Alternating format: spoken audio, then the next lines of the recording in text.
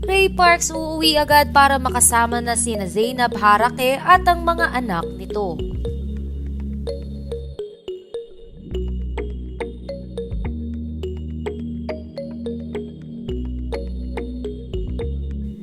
Kamakailan nga lamang ay ibinahagi ng celebrity blogger-influencer na si Zainab Harake sa kanyang mga fans ang kanilang bakasyon ng kanyang pamilya sa bansang Lebanon. Ito nga ay para sa selebrasyon nilang pamilya sa birthday ng kanyang kuya Wissam Harake. Samantala, pagka-uwi nga ni Zainab galing Lebanon ay agad na pumarty ang mga ito para i-celebrate muli ang birthday ng kanyang kuya Wissam kasama ang Team Sebis. Sa mga ibinahagi na larawan at video ng Team Sebis ay makikitang enjoy na enjoy ang mga ito.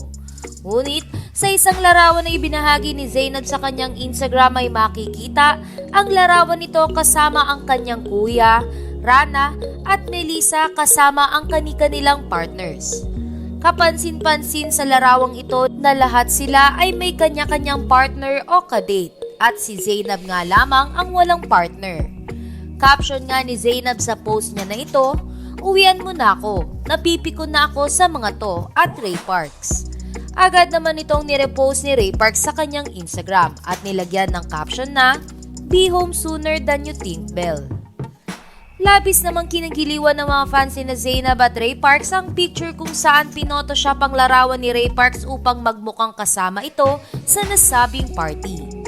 Agad naman itong nirepost ni Zainab, Melissa at Ray Parks sa kanilang mga account.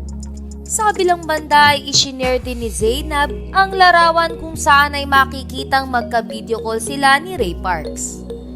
Sa ngayon nga ay kasalukuyan pa rin nasa Japan si Ray Parks at hindi pa nga tukoy kung kailan ito babalik ng Pilipinas. Pero gaya nga ng sabi ni Ray Parks ay uuwi ito ng mas maaga kesa sa inaasahan ni Zainab Harake. Narito ang ilang video at pictures ng Team Sebis sa selebrasyon ng birthday ni Wissam Harake.